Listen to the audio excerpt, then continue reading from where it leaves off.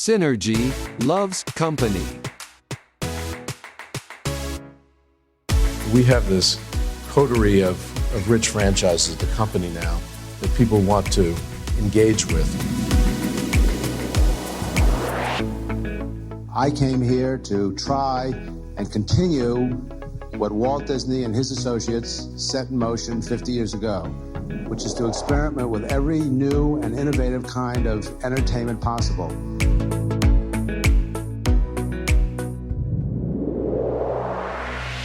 It's what we hope to do here, to really develop something that, just more than an entertainment enterprise. It's something that contributes many other ways.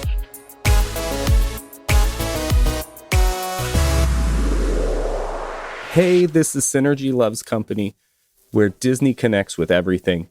I'm Eric Hathorn, and keeping me company today is Andrew Jagoda from the Rare Cuts Media Society, and we're going to talk about Aerosmith and Disney and everywhere where they've connected in the past, all sorts of fun stuff like that.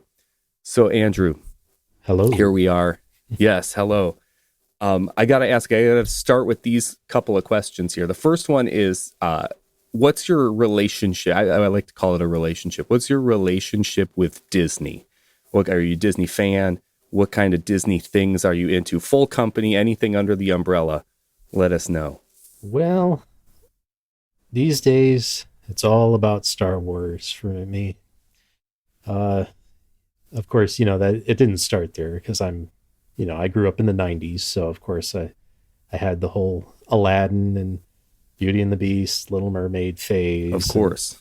And you couldn't escape it in the 90s. So, of course, it started there. But, right. But now that they own Star Wars and they own Marvel, there's just no escaping Disney for me.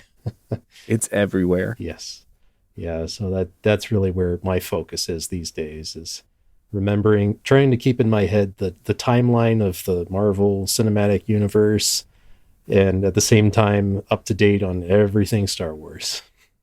And there's a lot there. Yes. With the especially with the big new Galactic Star Cruiser, love it or hate it, that's docking soon. I don't have that kind of money. Right? Also, that would be a different episode, because we are talking about Aerosmith here. Yes. And I want to know the next question then. So you told me about your Disney relationship. What about Aerosmith? Tell me a little bit about your Aerosmith fandom.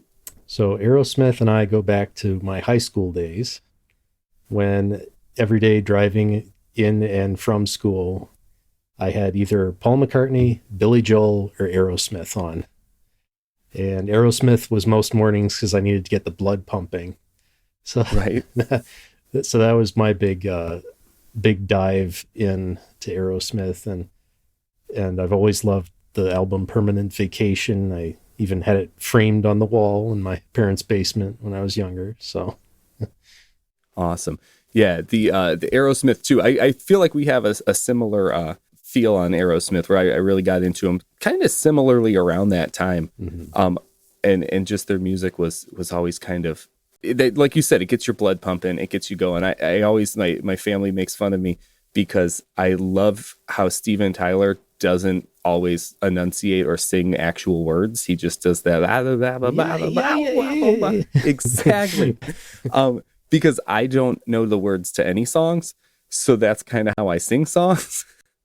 So it works perfectly. But no, I love that, and I'm glad we got, both of us fans here. We're gonna be able to dive deep in with that. I like that you said Permanent Vacation too, because that's one of those kind of Aerosmith Renaissance albums that I think we're gonna get into and start talking about. So that's pretty cool. In fact, let's get into Aerosmith's history for a little bit right here, right now. So they started in the early 70s, and like Steven Tyler was kind of in some bands that were somewhat successful, but he met up with Joe Perry, and those two are those are the kind of iconic back-to-back Toxic Twins Aerosmith duo there. And so they started the band. They started to pick up some steam throughout the 70s. They were pretty big. That's where we get some of those big early hits like Walk This Way, before Run DMC touched it, of course. And then Sweet Emotion, those kind of things from that big album, Toys in the Attic. A lot of other good things happening. But then right at the end of the 70s, early 80s, they kind of fell apart. And then it took some rehab and some kind of rough times to kind of flush out, to get started anew and kind of get a new following, a new kind of revitalization. And that's where like that Permanent Vacation album you were talking about kind of comes in at that point in their career. And I got to draw the parallel. Of course, this is the Disney show, in that the Disney company kind of faltered a little bit after Walt left. And it kind of took some like shakeups and new people like Michael Eisner in the 80s to kind of get things back on a growth track. And Aerosmith kind of gets a character like this in David Geffen from Geffen Records. They're on Geffen Records. Permanent Vacation was it was like the second one. I got to ask, they had an album with David Geffen before that, Done with Mirrors. Are you a fan of that one? No. I agree with you. I'm not a fan of that one. I own it. I've listened to it more than once, but it's been a very long time. Yeah, it's okay. But Permanent Vacation picks that up.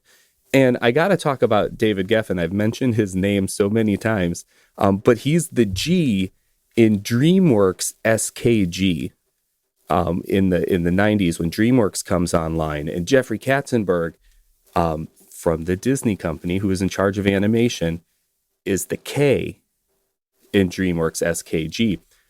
Spielberg is the S, just to fill it out because I couldn't not fill it out. But Jeffrey Katz, if you read the book Disney War, which is, one of the best, like if you want to get into inside baseball for Disney War is a good one. But David Geffen is kind of like he's in Jeffrey Katzenberg's ear all the time, telling him like, you deserve more than what Disney and Michael Eisner are giving you. And I kind of feel like he leads him away from Disney in a way. Like if I'm going to I'll just take this stance on it. He leads him to the dark side of of the movie business and pulls him out of Disney. Although I don't think he would have had some like a good run at it there. But David Geffen, that same guy who leads Jeffrey Katzenberg away from Disney in the 90s, is the same guy who revitalizes Aerosmith. And of course, one of the things he does to revitalize Aerosmith is, well, other than kind of focusing on producing their music really well, getting them good producers and getting songwriters to work with them, it's music videos. Mm-hmm. Yep. And in the early 90s, Aerosmith were, late 80s, early 90s, Aerosmith were like kings on MTV. They had all these great music videos. And of course, we've talked a lot about Aerosmith. I talked a little about Disney. But of course, we can't talk about Aerosmith without talking about these music videos. And we'll sprinkle in some Disney along the way. So the first one up that I want to talk about is Janie's Got a Gun, 1989. Janie's Got a Gun to me is like, now it came first, so I'm not this, when I say this, I mean it in reverse, but it's Meatloaf's I'd Do Anything for Love. You watch that video, those two videos together, and it's like, who came up with this? The same guy? And it's not the same guy. Yeah, it's Meatloaf took all of the things that Janie's Got a Gun, the music video did, and just kind of said, okay, well, I'm going to take Beauty and the Beast and mix it with the music video from Janie's Got a Gun. Because, I mean, you've got shattering glass all over.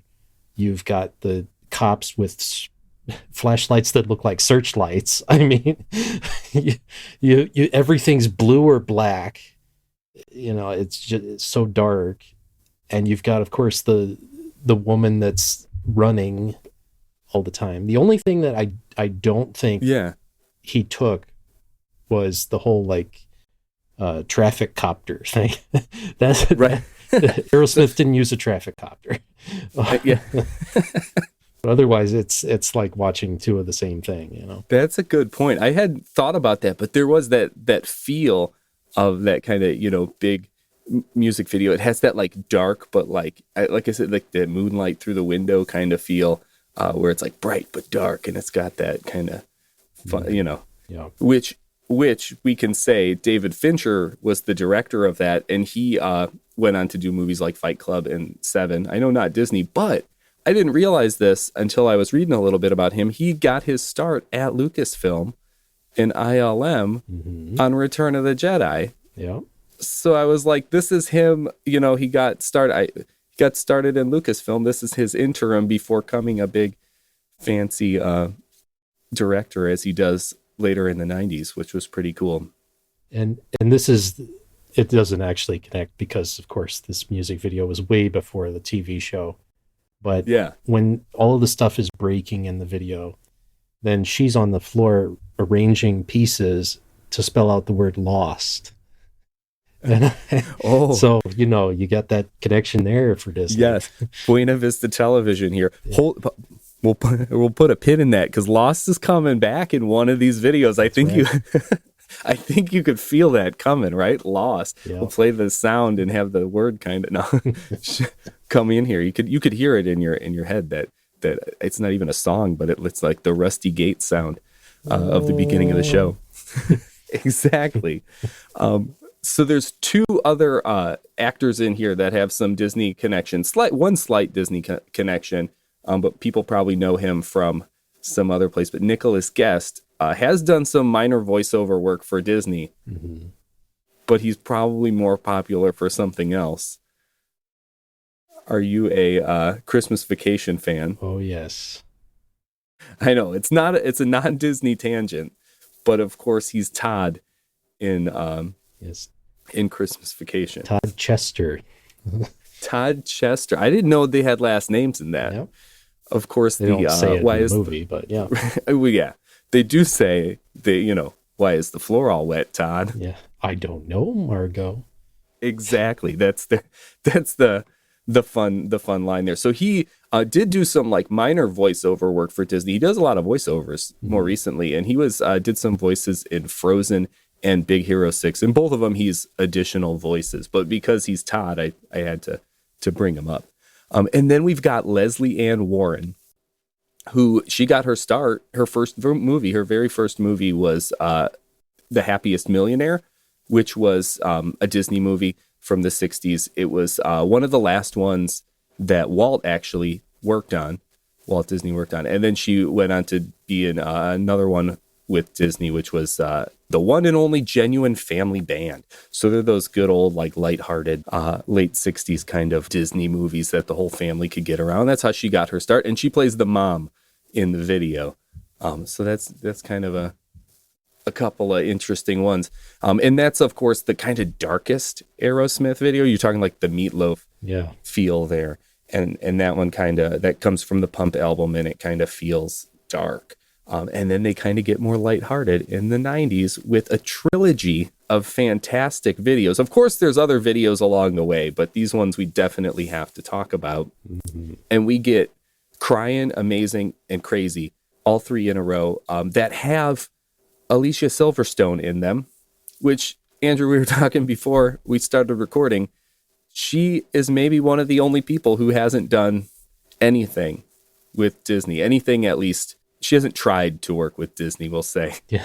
Or maybe she's tried, but they don't let her. I don't know what. I will say, maybe Disney was playing it safe in that aspect because, I mean, she was known as the Aerosmith girl at 16 years old because of these videos. Right. And then Clueless was her big one then. But like you said, she was a music video girl. And she's presented as essentially jailbait. So I don't think Disney really wants that image, right?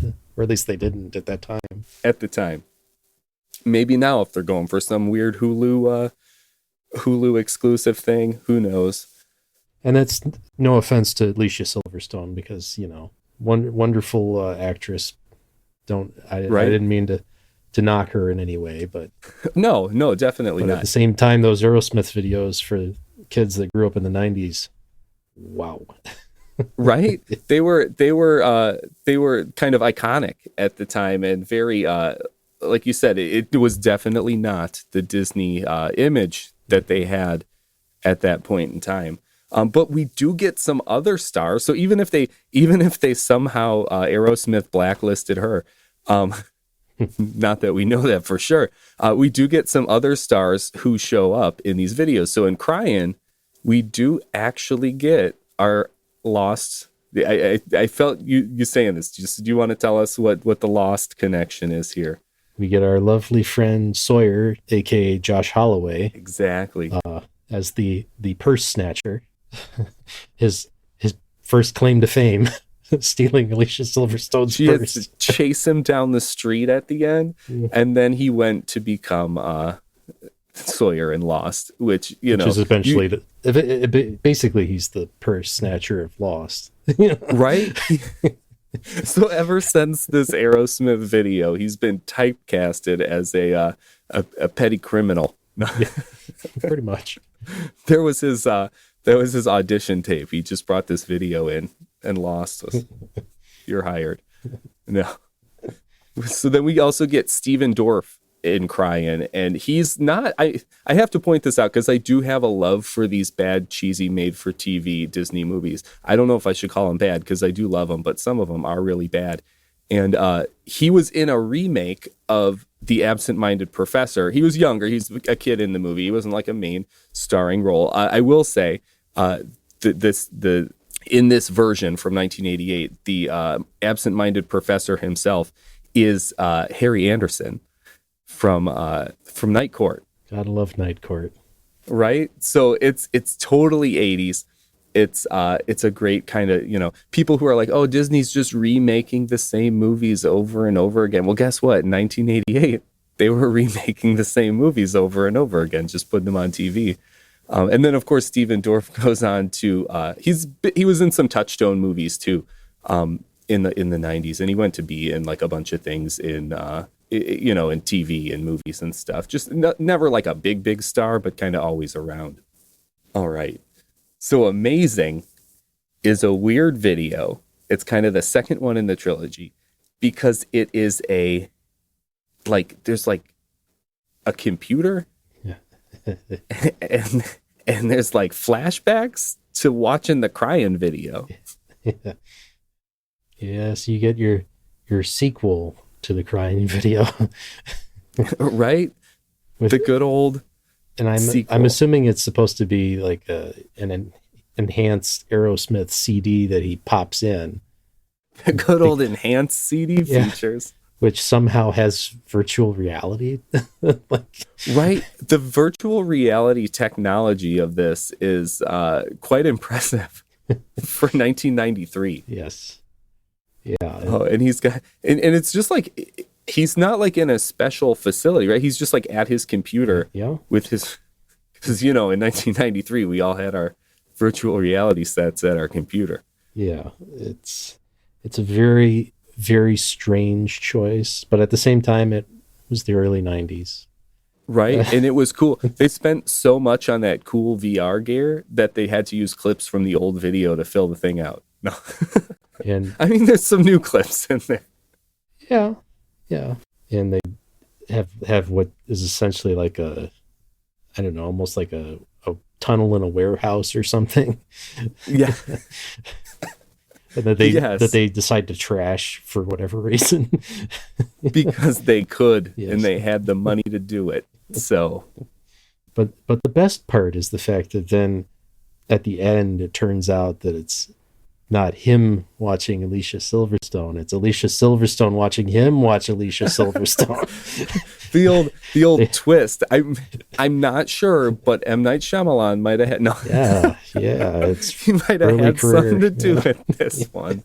It had that good old twist at the end. Oh man, no, that is true. That is a little icing on the 90s music video cake right there. Yeah, and it was really funny getting ready for this podcast. Yeah, and reading about it because if you read about the video, everybody's like, "Oh, this dichotomy between the new technology and then the old with the biplane," and I'm like, no. They just rented a biplane. They weren't trying to go for that. It's not some big conversation. They weren't like trying to say, oh, well, is technology worth it, or should we go back to biplanes? It's like putting the meaning where the meaning is not. Yeah. They're just kind of adding, adding. So I don't think Aerosmith thought that deeply into it when they were, renting a tunnel. It is, yeah, it is amazing though. I gotta throw that out there. Not just the song title. The jokes like that, and I might be crying. Oh man, callback right there. No. Oh yikes! So the guy in the video, I gotta point out, is Jason London, of '90s fun fame. He's in one of these. He's in one of these Disney remake made-for-TV movies too. In 1995, he's in a remake of The Barefoot Executive, which was originally a Kurt Russell part, and he redoes this. At this point, I think this one airs on ABC TV, where the other one was on the Disney Channel. So this one, getting prime time here, and he gets to be the a more starring role in that one as the Kurt Russell character in that. And then he goes and he's in a snowboarding movie from Touchstone called Out Cold. I haven't seen that one though, but I kind of dug down in the vault to find some more Disney stuff from him. I mean, he was in that one, but no, I tell you, when people say Disney just keeps remaking movies, they haven't not remade movies. It's always been since, the 80s and 90s, they were doing it back then too. And he also, not a Disney connection, but he was also in that's all right. Dazed and Confused, which has a bunch of Aerosmith references. So, he's got that going for him too. He's the Aerosmith guy. Yeah. He's just the Aerosmith guy. And then so to round out our Aerosmith music video trilogy here, we have Liv Tyler in Crazy. We actually have Steven Tyler's daughter in a kind of a weird, creepy take, if you think about it, starring as the, young girl in his video, like a video girl with Alicia Silverstone. It's weird.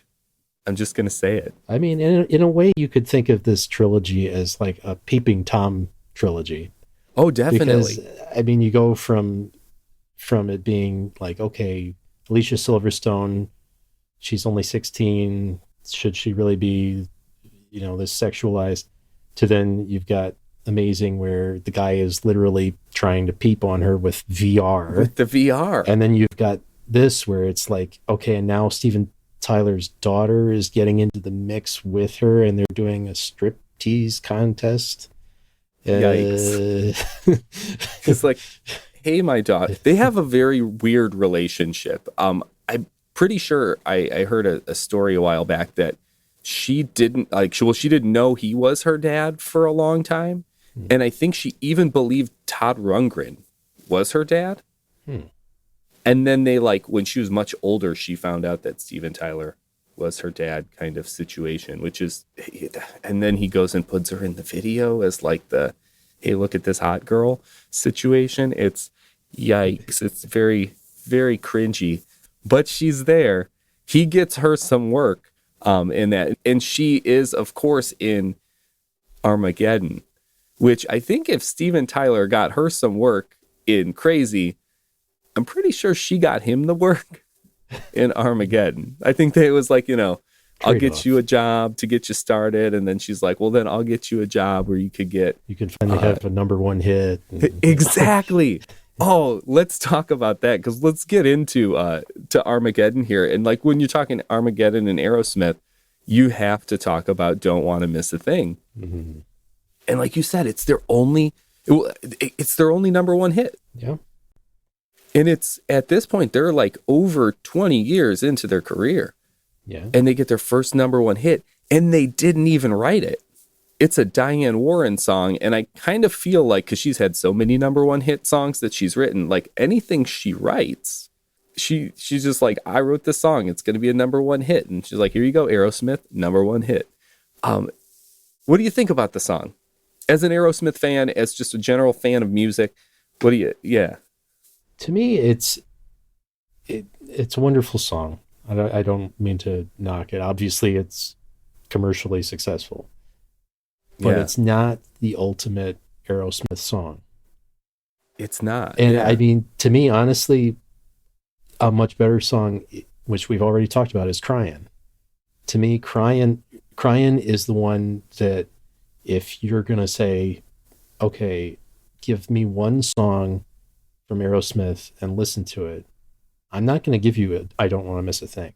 I'm going to give you Crying probably 8 times out of 10 because it starts off a little slow, which I Don't Want to Miss a Thing is, slow the whole time basically. It's a ballad, yeah. It's slow. They use it in slow dances now and have for, well, now we're going on 20 some years. Exactly. Yeah. In slow dances. But Crying, it starts out slow, but then it becomes just like, it does everything that Aerosmith like ever does in their songs. It brings you through all the Aerosmith emotions. Yeah. I especially have to say Kramer's drums on it. Like he beats the hell out of those things in that song. Yeah. And I love that. I love it so much. So it's funny to kind of have to go from talking about the music video, which is like, to the fact that I just adore that song. And then to have to kind of compare it to, the one that everybody officially recognizes as the best Aerosmith song.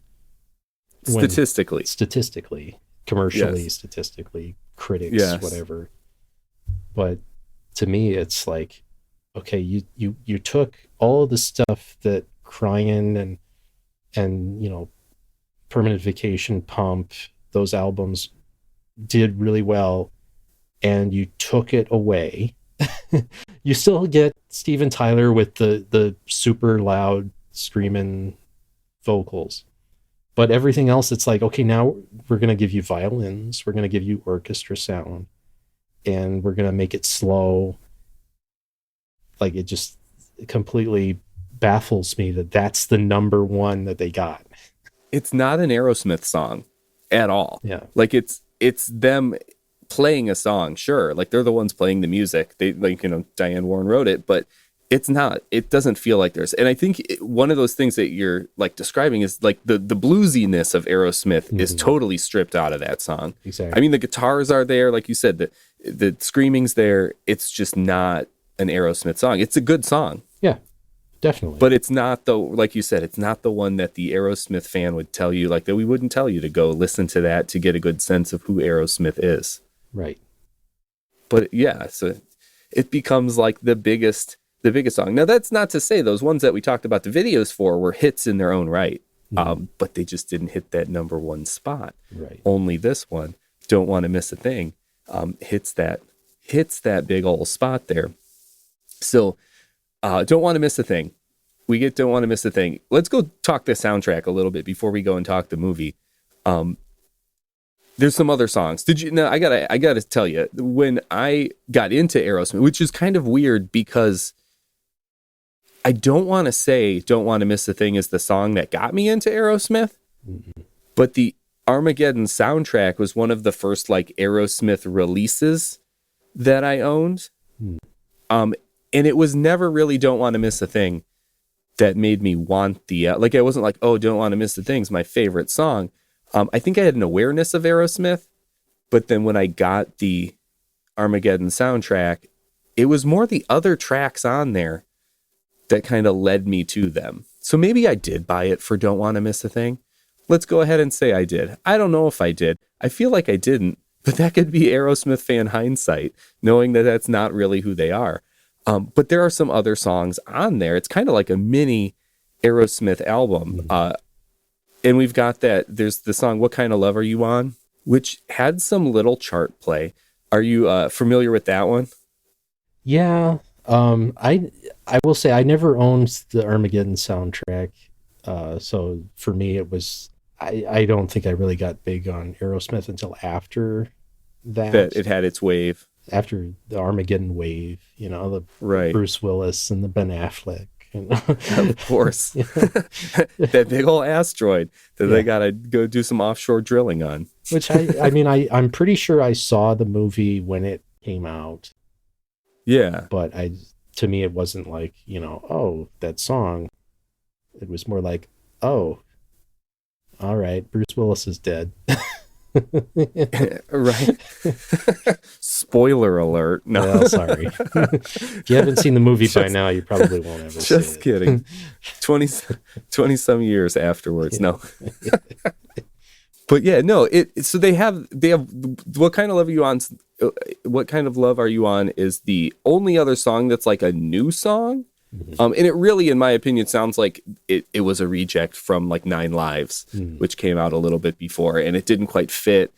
I can't even remember where it comes in during the movie. It's a decent. It sounds a little bit more late 90s Aerosmith than Don't Want to Miss a Thing. Yeah. But I would go ahead and say, even though it's not an Aerosmith song, I probably personally prefer Don't Want to Miss a Thing. It's okay. What kind of love are you on? There's some like weird stuff that Steven Tyler does, like that we know he does. Like he does like a little thing where he does like a Jack and Jill went up the hill thing that gets inappropriate, and it's just like, okay, Steven Tyler is Steven Tyler. Yikes. Oh, Steven Tyler. But then you get Sweet Emotion is on there. Come Together is on there, which are, going back to that good old 70s Aerosmith kind of the vibe. And the whole soundtrack, I think, has a good kind of 70s vibe. There's Journey is on it, has a track. It's a newer track. ZZ Top is on it. Bob Seger has the track on it. So I don't know if they wanted the 70s feel and then when like 70s rock feel and then went, does anyone know any 70s like rock and roll stars? And like Liv Tyler's sitting in the corner there on the cast and they're just, or if they were like, hey, let's cast Liv Tyler and then we could get her dad. Or if like Aerosmith inserted themselves, I don't know, but it seems like nepotism somewhere, somehow. Mm-hmm. I don't know. It's kind of weird too that they include the Beatles cover that Aerosmith does as one of the tracks. Yeah. Which is interesting. It's, of all the things that they've covered in their days, that was, I guess since it's a big blockbuster movie, if you're going to have them cover something, you want it to be a band that everybody's going to know. But right. So Come Together is like it's going to be a song that's kind of recognized. Yeah. And I don't know that they could have, if they wanted the Beatles version of Come Together, I don't know that they could have done it because Steven Tyler would have been like, guys, we have a version of that song too. we could put that one on here. No. Just give me 5 minutes. I'll re-record it for you. Right? You need to do it. I could do that. We could do that. Mm-hmm. Oh, and then there's one more song that I have to... I don't even know if I should call it a song, but the Armageddon soundtrack ends with a song called Animal Crackers. Yes. And it's billed as being by Steven Tyler. I think it mentions Liv Tyler and Ben Affleck too, but it's Steven Tyler singing Don't Want to Miss a Thing's chorus, but not to the song Don't Want to Miss a Thing. It's different music from the movie. And then they just play some dialogue that is about animal crackers. Animal crackers. I remember like when I had the CD back in the day and I enjoyed listening to the album, like if I got that far to that song, I like felt embarrassed for the album that was on there. I was like, this should not be a song. It's pretty bad. I don't think it needed it. No, it didn't need it. They could have just done him playing the piano or whoever's playing the piano, I don't even know, and doing that singing and just had it be like 35 seconds long or whatever. They didn't, like a little reprise thing. Yeah, they didn't need to have, if they really wanted that extra track, then they really didn't need to have Liv Tyler and Ben Affleck talking about the animal kingdom in cracker form. Right? And whether or not they're actually crackers. Yeah. I don't think it counts as a song. No. It's a sad excuse for a song, in my opinion. But it's really a hodgepodge. It's like, they pulled the singing from the one song through some, other score music under it, and then now, if I'm not mistaken, though, I think in the movie they just kind of lifted that scene out. like the audio from the scene. I'm trying to remember if you hear Steven Tyler singing before that scene happens. I haven't seen Armageddon in a while. Yeah, but I might have to go back and revisit it. I've seen it plenty of times, I will say. Oh yeah. And it's got that good action movie energy.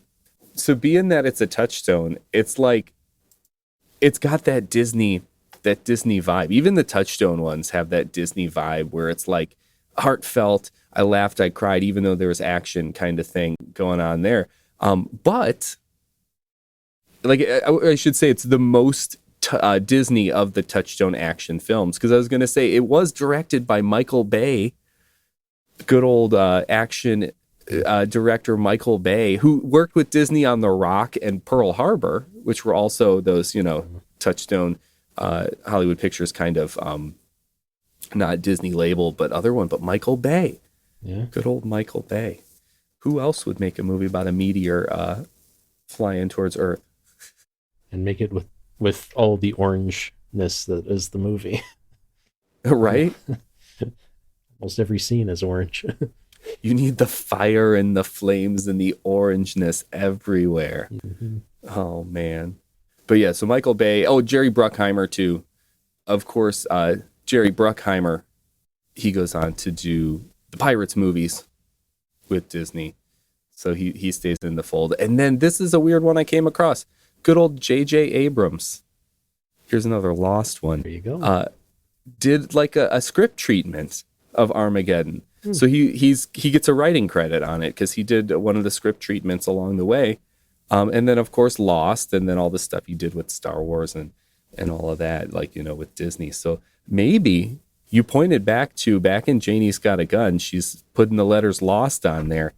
Maybe J.J. Abrams was playing the long game with Disney when he saw that, and it was like, Disney plus me plus Aerosmith, I'm going to secretly underground engineer this thing into being my career with Disney. No.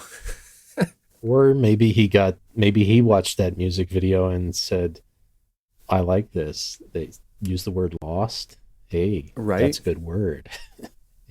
All right. So movies aside, movies about asteroids hurling towards Earth and the 70s rock and roll that goes along with them and animal crackers, that relationship with Disney and Aerosmith kind of pays off for them in the sense that they later then become the only rock band that I know of who has had a roller coaster for the past 20 some years, which is pretty impressive.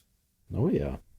We get that good old Disney synergy machine going where we have this band who did the music from our movie and it was really popular. And now we're going to fold them into the parks. So we get to talk about the parks and the rock and roller coaster. Yeah. Are you a rock and roller coaster fan? I am. That's my favorite roller coaster. Nice. Then I'm glad we get to talk about it. And it's not just because of the music, but the theming behind it. I mean, you start out and it looks like, the classic Sunset Boulevard Hollywood kind of studio. And then you go, and you get this whole 50s vibe that then there's all this chrome everywhere when you first go in. So you get more of that 50s kind of rock vibe. And then you get the whole idea of like the limos taking you to the concert. I mean, let's not beat around the bush. That's corny as can be. But oh yeah. But at the same time, it actually gives you some kind of reason to get on a roller coaster ride, as opposed to just being like, okay, we're going to stand in line and just, we know that we're going to get on a ride. It actually has like it's a flimsy plot, but it has a plot. Yeah, it does a decent job of telling the story that it's going to tell. Yeah. And the fact that you get that video with the band kind of setting it up, so it's not just like getting on a regular roller coaster. It actually has that plot. I mean, that was smart. Are you trying to tell me that's a video? I thought Aerosmith. They fly I in thought every they were morning, there. stand there from sun up till sundown. And then at night they record new music, right? Yeah. That's what I thought was happening. In that same studio where the ride is. Exactly. That's what they're do. in the studio. And the guy goes and he gets Joe Perry's guitar. Yeah. He comes in there and gets it and brings it to him. No, no, it is a great pre-show. And like you said, it is kind of corny. But it does get you in a good vibe, a good mood for it. And I do remember the first time riding it, walking from the studio into that like alley parking garage area and just being kind of like, whoa, this is cool. Like it just has a cool vibe throughout. Yeah. Like you feel like you're in a new place. Yeah, and as always too, I mean, you get the added bonus of Disney going kind of over the top. I read there's over 900 speakers on the ride. Just cuz. And I just mean, cuz.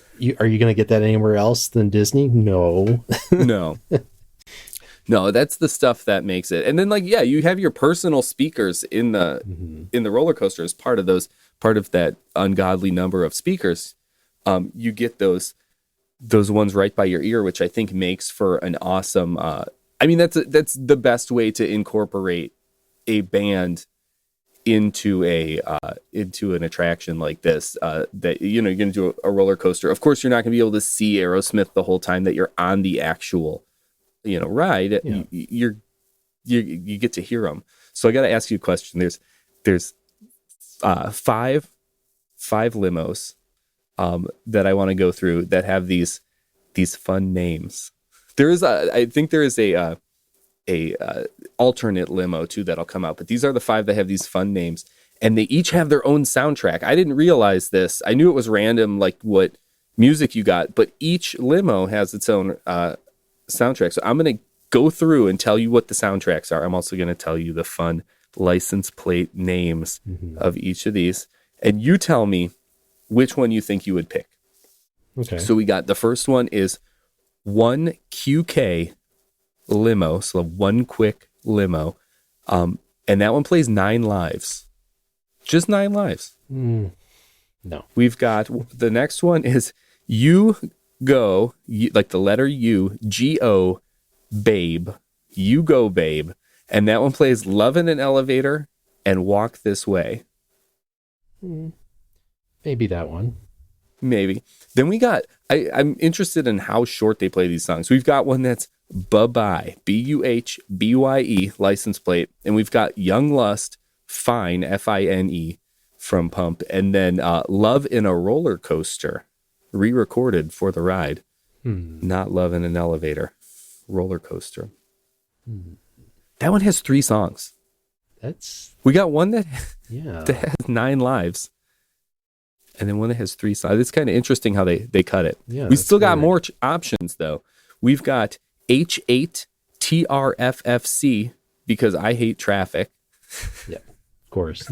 And that one's got Back in the Saddle and Dude Looks Like a Lady. And then we got number 2, Fast. Number 4, letter U. So Too Fast for You. And that one plays Sweet Emotion live, as featured on their A Little South of Sanity album, which I think came out just a little bit before the ride went online. Which one of those seemed like the most ideal ride for you? I would probably have to go with Dude Looks Like a Lady. Nice. So that's that you hate traffic. Yeah. And you got Back in the Saddle and Dude Looks Like a Lady. Yeah, nice. That's a good choice. See, my brain immediately went to, I would go on the Bye-Bye one because there's 3 songs. I mean, that's good quality right there. Right? I'm going for, I want to get the most bang for my buck there. That would probably be my second pick. There you go. Dude Looks Like a Lady. Because of loving Permanent Vacation, the album. Right. In fact, that might have been the only Permanent Vacation track, as I'm looking through this, that is on one of these. I think so. They do a good job of having some older stuff, even if it's re-recorded older stuff, versus having newer stuff exclusively. The one that I would not want to ride is the one that only plays 9 lives. Don't get me wrong. I like the album. It was fine. Yeah. I think if you were gonna go with having a car that just plays one song, maybe something like Draw the Line, Right. like Line Up, you know? So that's true. Nine Lives, I think they're just trying to promote the time it came out, Probably. Yeah. trying to promote their most recent album. That would be my guess as to why Nine Lives gets its own limo, because that's a little strange. But I mean, yeah. I guess Line Up is too much of a reminder that you were just in line for a half hour. Yeah, they're like, no, we can't say anything that has line in it. Draw the line, no, line up. We're not doing any of those songs because we don't want people to remember the line. Oh no, that is a very good point. Oh man, so this is an extreme Disney attraction in that I think it is the only one in Florida. I can't say the U.S. because we got the Incredicoaster, but it's the only one in Florida that goes upside down. I'm trying to. There's nothing other Disney wise that goes upside down. Of course, there's other coasters in Florida that go upside down, but on Disney property in Florida, this is the only one that does it. And of course, you're launched with the good old countdown, the Steven Tyler shouting in your ear countdown. Yeah. When he's just, and then you just go. Right. Yeah. I think that for me too, the reason I say it's my favorite roller coaster, it's not really so much that it's because of Aerosmith. It's because of how they do. It's just like pitch black, and you have no idea where you're going. So everything's a surprise. You're not like looking, going, oh wait, we're gonna go. Oh, here it comes. No, you have no idea. So I love that. So when my wife makes fun of me for this, because anytime we go on any roller coaster, no matter whether it's scary as can be or just simple as can be, I never have like this scared look on my face. I always have this grin, like I'm just laughing my head off. So she always says you must be psychotic because you're never even, you go on the drop at Splash Mountain or whatever.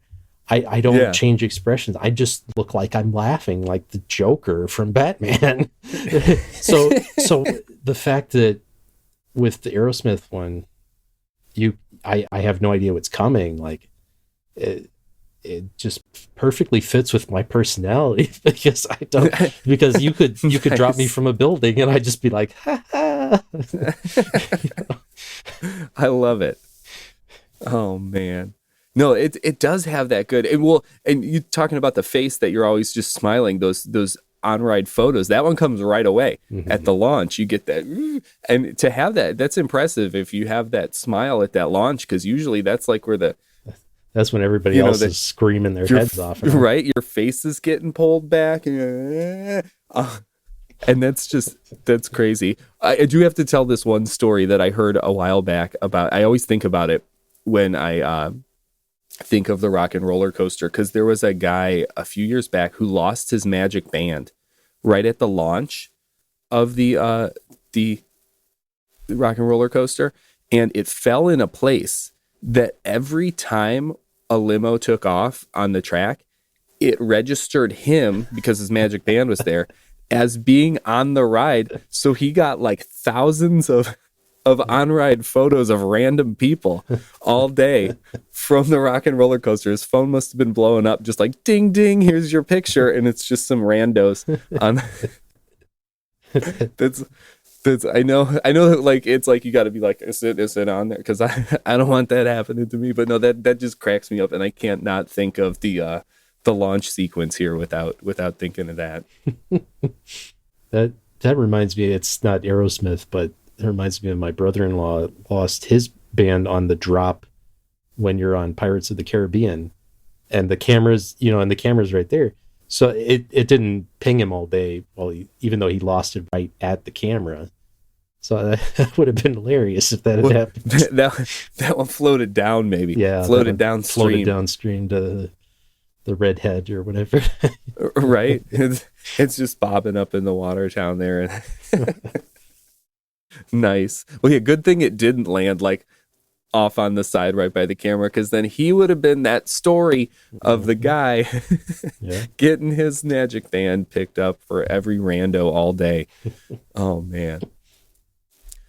So there was another version of the Rock and Roller Coaster in France. I've never been to France to ride it before it got ripped up for their version of Avengers Campus, but they had a little bit of a different spin on it.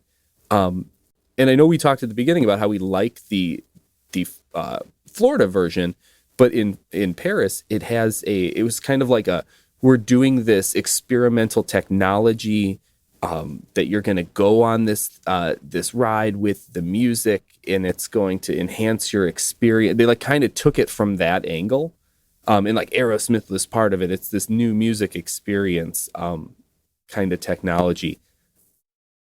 I don't know. Do you think that helps the story?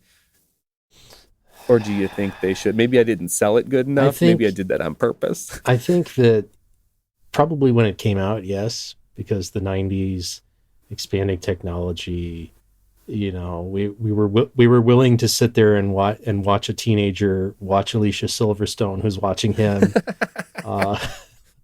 So right?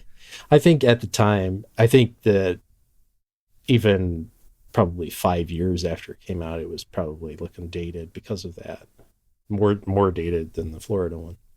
Yeah, it probably dated itself. Well, I mean, it would have been like the late 90s, early 2000s that both of these came out. And when you think of like the .com boom and bust, and everything was like, ooh, so techie at the turn of the century. I'm going to call it the turn of the century, because now that we're in the 20s, it's like the turn of the century. But at the turn of the 21st century, I feel like we were like, ooh, high tech Y2K thing. Technology is new and scary, and it's quickly turned normal. Yeah. So I think that going like you said, it might have helped sell it at the beginning, but then it dated very quickly, and now of course it's gone because Paris is getting their version of Avengers Campus, and they needed the space. Which, if you think about it, the Avengers Campus idea is that same thing of let's show off all this techie stuff. That at the Disney is a park. very good point. I didn't make that connection before. It's just an updated one with tech that sort of sometimes exists and sometimes is just Iron Man making stuff up. Right. Yeah, between Iron Man and Wakanda, it's somebody's tech or it's not. Somebody's making it up. Right.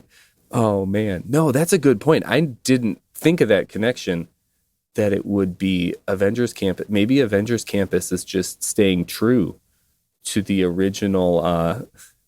The original. Maybe Paris Rock Roller Coaster. Maybe they should have. This is what they should have done. They should have kept it, had the Iron Man stuff next to it, and then rethemed it to AC/DC because of the Iron Man movies. Oh, yes. Was that Iron Man 2? I want to say, or 3? All of them, I think they did it. AC/DC. There was one that had a really big like marketing push with AC/DC, but yeah, AC/DC with the Rock and Roller Coaster featuring AC/DC a la Iron Man. No. That would have been, that's about as long as the name would have been too. No. All right. So yeah, our Rock and Roller Coaster is still there today, even though it debuted back in 1999. And Aerosmith continued to ride the Disney connection into the new millennium from, Armageddon in 98, Rock and Roller Coaster coming online. And then we had 2002. I'm going to promote this as one of my favorite things ever, because I did enjoy this show and watched it pretty regularly back in 2002. But in 2002, Lizzie McGuire has an episode where Steven Tyler guest stars, and not only guest stars, but plays Santa Claus. The real Santa Claus is Steven Tyler, is what the episode I think is trying to tell us. Not to burst bubbles here, but I want my 25 minutes back. Not a fan, I take it. It could be because I didn't have the channels at that time. So when I was the target audience, I was not watching Lizzie McGuire. And now I'm a 36-year-old man trying to watch Lizzie McGuire. Watching it without nostalgia. And I'm going, I'm closer in age to Steven Tyler, how he was at that time now, than you are to Hilary Duff. Even though closer to Lizzie McGuire. Right? So like Hilary Duff is she's probably around our ages. If I could make that connection. She is about the same age as us. She's in that new Hulu show right now, the How I Met Your Father. Yeah. Too bad it couldn't be the Lizzie McGuire reboot, because I love Lizzie McGuire. I used to watch this and Even Stevens back on the Disney Channel, and then for a while I think they even showed him on the Saturday morning cartoon block. But good old and I was probably a little too old for it at the time anyway, but it was fun. It was good, fun stuff, and I love Disney. And when Aerosmith not just Aerosmith, but Steven Tyler of Aerosmith popped up on this episode, I remember thinking, like, whoa, this is crazy, because we're talking about, this is around the time that both of us were Aerosmith fans. Mm-hmm. And so I'm this Aerosmith fan who's watching this Disney Channel show, and he, like, pops up on there. And it was like, I remember thinking this is ridiculous. At the time, it's totally ridiculous. But he's Santa. She's building her float, and no one will help her. And I got to ask you this, because in the episode, Steven Tyler bookends it. He's at the beginning, he's at the end, and in the middle, there's this trying to find out, the meaning of Christmas, but no one will help Lizzie McGuire make her float. But they do this one little rapid fire thing. I got to ask you, did you at least appreciate this? They do the rapid fire thing where they make so many Christmas movie references in like 2 minutes. It's like the Grinch, and there's some Christmas Carol in there, and there's some Charlie Brown Christmas in there.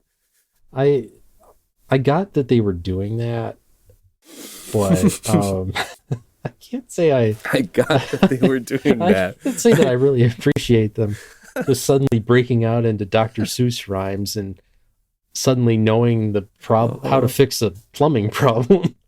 Right? She was the one. She was the one who's just a plumbing prodigy. The pipes are 2 sizes too small. Right. Because the Grinch, But no, so then Steven Tyler comes up at the end, and magically her float is finished, and Santa's there, and Santa is Steven Tyler. I mean, I haven't seen Steven Tyler on Christmas Eve or Christmas morning. Not saying, just saying. But Steven Tyler's there, and he sings a stunning rendition of Santa Claus is Coming to Town. But the thing that I think is the most hilarious is Gordo, Lizzie's friend, says something along the lines of like, Santa's on your float, and he transformed himself into Aerosmith's Steven Tyler. They literally name drop him. The whole setup to it too is absolutely ridiculous, where the kids are like, if you're Santa, prove it. Okay, I will. And then that's his proof, is that he gets up on a float as Steven Tyler. Some of those kids are his kids. Some of those kids are his kids who are in that scene. Because, of course, they got Steven Tyler and his kids have a long history of saying, I'll get you some work, and then you get me some work. Yeah, how come Liv Tyler wasn't in this episode? Right? So, So, no, she's not one of the kids in it. But I think there's a couple of his kids are among that group. I thought I recognized some standing out. So, yeah, that's Extreme Christmas, and that's season 2, episode 20. It's on Disney Plus to go watch it. I still have the nostalgia for it, so I thoroughly enjoyed it. I love it. It's also one of those rare episodes. There's only a few where Haley Duff as well as Hilary Duff are both in it. She's in it as like one of the villainous other like kids their age. with Kate, and I think she plays Kate's cousin or something like that, who's like Kate's like the villain in Lizzie McGuire. For those of you who aren't Lizzie McGuire aficionados or fans. I will say I gotta love the name Nobby Frosty Bump for the elf. It's hilariously inappropriate. How did that get by? How did that one get through? Disney's just like, whatever, do you think? They weren't paying attention to Disney Channel at the time. They were just like, I don't know. They got Steven Tyler. He's doing the thing. It's cool. We'll just let him go with it. All right. So Aerosmith hasn't directly done a big thing with Disney since the Lizzie McGuire episode that may be the most random ever. But I guess we could say they haven't done something of note since the Rock and Roller Coaster. But to this day, despite rumors saying that maybe someone would take over the Rock and Roller Coaster, it's still there. It's still rocking. Pun intended there. I don't know if that's a pun. That's just more like something Disney would have written in the copy of like the ad for the thing. It's still there. It's still rocking after all these years. But they've had some little micro things throughout the years that happened since. And then I'm going to even go back in time and go to some things that we're going to retcon into Disney and pull back into Disney because they weren't Disney at the time, but they are now because of acquisitions, of course. So I'm going to go in and say there was the movie Miracle, the Miracle on Ice, the USA Olympic hockey movie featured the song Dream On quite prominently in its soundtrack and ads and things like that. I remember it being on TV with that Dream On song. I feel like Dream On kind of took another boost around the time that movie came out. In 2011, Joe Perry went to Disney and they did a whole thing about him visiting on the Disney Parks blog and like took pictures of him in front of the Rock and Roller Coaster and all this stuff, which I think if you get a ride made after you, you probably get to go free for life as long as you let them write a story about it. So we got to get them to make rides about us. So we could keep going back and do that. Another Joe Perry one that I got to mention is he is in a super group. I don't know. I am not familiar with their music so much. I'm aware of them, but he's in a super group called Hollywood Vampires with, I'm going to call him problematic Disney legend, Johnny Depp. Of course, he gets himself in trouble, but he still has that Disney legend title. And he and Joe Perry are in Hollywood Vampires. Have you ever heard any Hollywood Vampires? Or I don't think I've heard any of their music. I have heard about the band, and them being in together, right? But vampires, Johnny Depp. I mean, that sounds about right. right. He doesn't age, so I mean, maybe he is. Yikes! Watch out for that one. He's a pirate. They need to get Keanu Reeves on there because he's a vampire too. You heard it, Hollywood Vampires. Keanu Reeves, have him join up. Okay. These ones go back in time. These are ones I'm pulling in that aren't really Disney-like. Well, they were not Disney when we first got them, but they are now. And the first one is in 1991. Aerosmith, I'm going to say starred in. They starred in the Simpsons episode Flaming Moe. They were a big part of it. Oh, yes. I think that's honestly my favorite episode of The Simpsons. It's a great one. It's got the Cheers like reference thing going on. Yeah, I love that one. And I know it's anti-Disney, but I did when I went to Universal Studios in Florida. I had to have a Flamin' Moe because... Of course you did. And I'm going to tell you why that's not anti-Disney. This is the thing I love about Universal and The Simpsons and Marvel. I always say it because I'm not knocking Universal, but like I always laugh that like if you go to Universal and you buy some Simpsons merch, indirectly there's a small portion of your cash that makes its way to Disney because they have to pay for the licensing on that. And who are they paying? They're paying Disney. So I wouldn't say that it's un-Disney of you. It's just that Universal model of like renting other people's or buying other people's IP.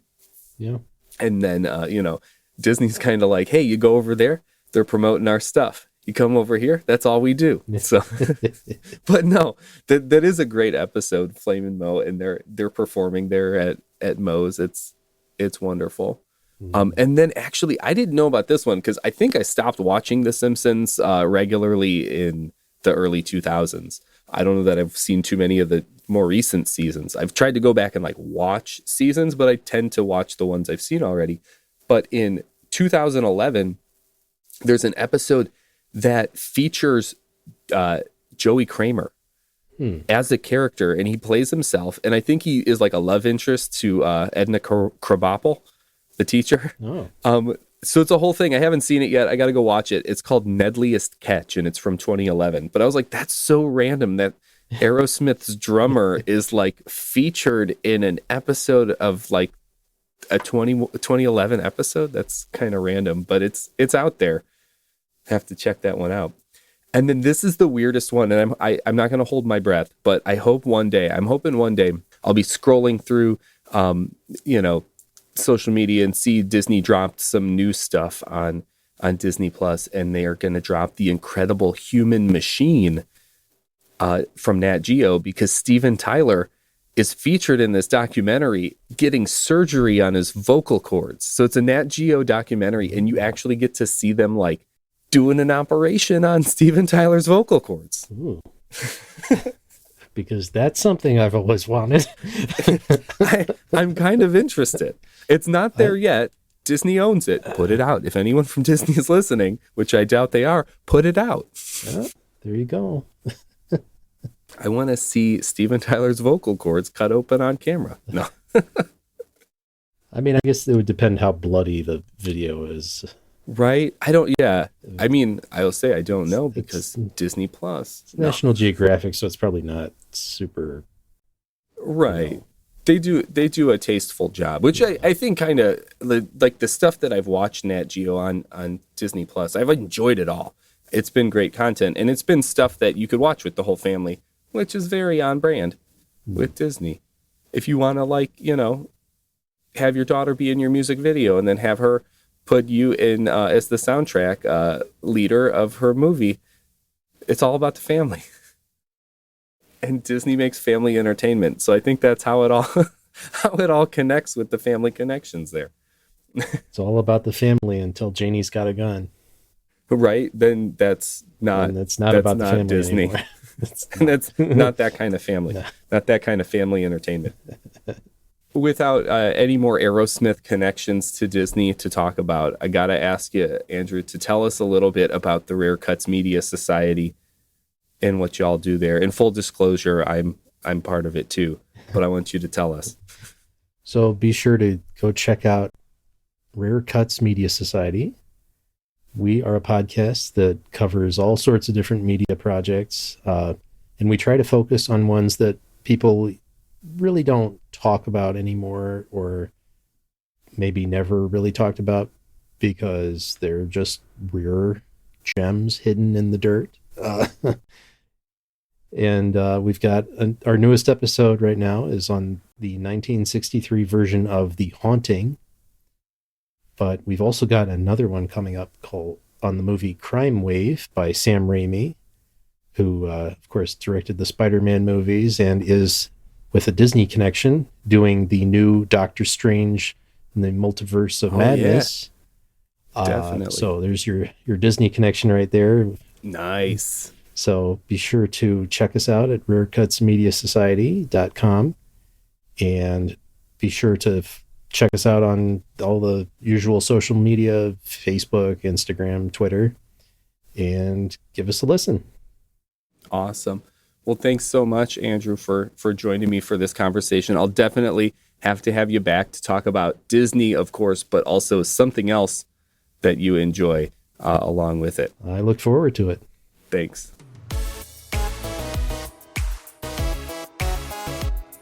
You can find me on Twitter at Eric H. Synergy.